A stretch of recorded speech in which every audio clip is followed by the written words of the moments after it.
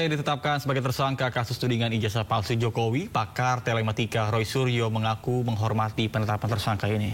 Ya, menurut Roy, status tersangka ini hanyalah proses awal dari rangkaian hukum yang akan dia jalani. Dia tetap menghormati penetapan tersebut. Tapi sebaiknya semua masyarakat juga menunggu dengan sabar prosesnya. Karena kalau saya tidak salah dengar tadi, memang tidak ada perintah langsung untuk dilakukan penahanan. Ya, jadi ini clear banget ya, loud and clear. Jadi kalau tiba-tiba ada orang yang aneh-aneh atau orang yang mendesak-desak, itu tentu saja sudah merupakan hal yang justru melanggar hukum. Dan poin yang paling penting apa? Status TSK itu masih harus kita hormati dan sikap saya apa? Senyum saja. TSK itu adalah salah satu proses. Ya, masih nanti ada status menjadi misalnya lanjut itu baru menjadi terdakwa. Baru lanjut lagi menjadi terpidana. Di Indonesia ada orang dengan status terpidana saja inkrah. Sudah 6 tahun tuh inkrahnya ya, Pak. Masih bisa bebas melenggang dan menghina hukum di Indonesia. Ya. Jadi artinya adalah tolong aparat hukum juga fair dan adil dalam hal ini. Jadi sekali lagi sikap saya apa?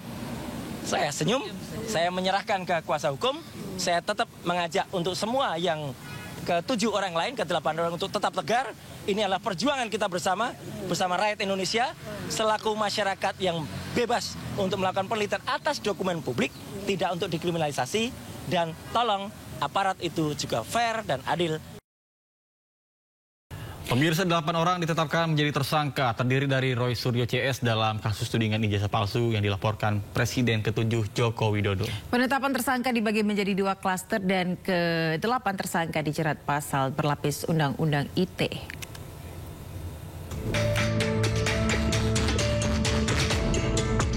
Delapan tersangka kasus tudingan ijazah palsu yang dilaporkan Presiden ke-7 Joko Widodo terbagi ke dalam 2 klaster.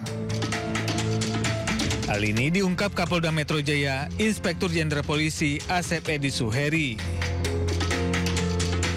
Di klaster pertama ada 5 tersangka, yakni Egy Sujana, pengacara, Kurnia Tri Rohyani, aktivis TPUA, Damai Hari Lubis, aktivis TPUA, Rustam Effendi, aktivis, dan Muhammad Rizal Fadila, aktivis TPUA.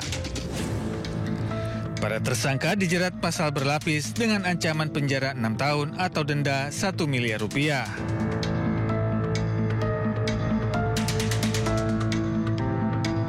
Sedangkan di klaster kedua, terdapat 3 tersangka yakni Roy Suryo, ahli telematika dan mantan Menpora, Simon Hasiolan Sianipar, ahli digital forensik, dan Dr. Tifauziah Tiasuma, dokter sekaligus aktivis. Ketiga tersangka dijerat pasal berlapis dengan ancaman penjara 6 tahun atau denda 1 miliar rupiah.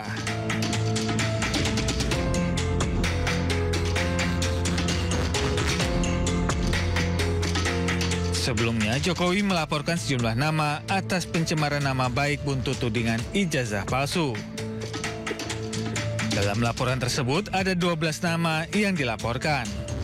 Kasus ini pun mencuat setelah Roy Suryo bersama beberapa pihak menggugat keaslian ijazah sarjana Jokowi dari Fakultas Kehutanan Universitas Gadjah Mada. Dari Jakarta, Tim Liputan iNews melaporkan.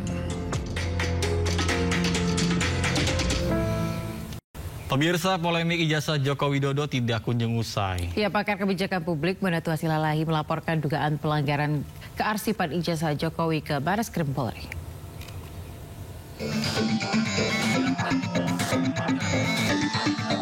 Pakar kebijakan publik Bonatu Asilalahi bersama kuasa hukumnya menyambangi Bareskrim Mabes Polri. Kedatangan Bonatu untuk menyampaikan laporan mengenai dugaan pelanggaran kearsipan ijazah Jokowi. Ia mengungkap berdasarkan penelitiannya, dokumen ijazah Jokowi yang digunakan dalam proses pencalonan sebagai Gubernur Jakarta dan Presiden Republik Indonesia tidak pernah diautentifikasi. Penelitian ini butuh data yang tervalidasi secara hukum dan teknis. Jadi saya minta tolong ke Bareskrim untuk tujuan laporan saya agar Bareskrim melakukan penyelidikan.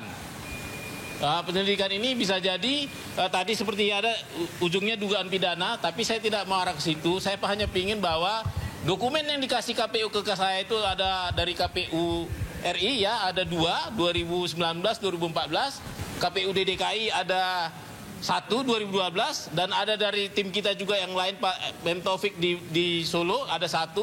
Itu harus divalidasi dan secara hukum oleh lembaga kearsipan daerah maupun ANRI. Bonatua berharap pihak kepolisian memanggil ahli forensik dokumen dalam meneliti ijazah fotokopi Joko Widodo. Dari Jakarta, Dilami Aulia Fatima, Jaka Samsa, iNews melaporkan. Pemirsa, kasus tudingan ijazah palsu yang menyeret nama Presiden ke-7 Joko Widodo hampir memasuki babak akhir. Drama panjang ijazah Jokowi berawal dari media sosial ke laboratorium hingga Roy Suryo CS menjadi tersangka.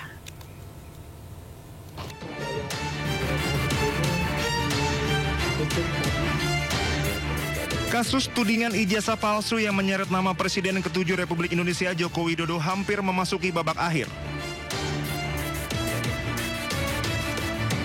Bermula dari tudingan di media sosial, isu keaslian ijazah Jokowi pertama kali mencuat di ruang publik sejak 2022.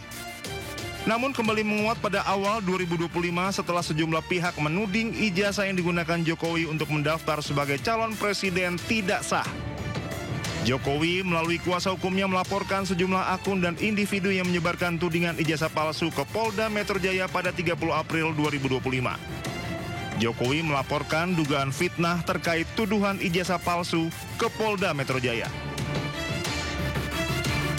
Terdapat 12 orang yang masuk dalam daftar terlapor setelah kasus tersebut naik dari penyelidikan ke penyidikan.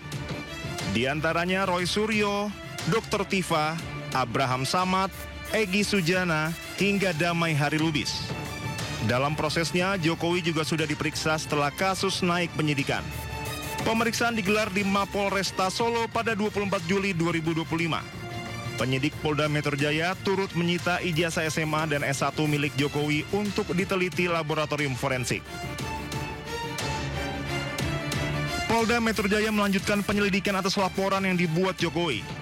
Penyidik melakukan pemeriksaan intensif terhadap puluhan saksi dan ahli, serta menyita dokumen ijazah asli Jokowi dari SMA dan Universitas Gadjah Mada untuk dilakukan uji keaslian oleh Pusat Laboratorium Forensik. Hasil pemeriksaan forensik menyimpulkan ijazah yang dimiliki Jokowi adalah asli.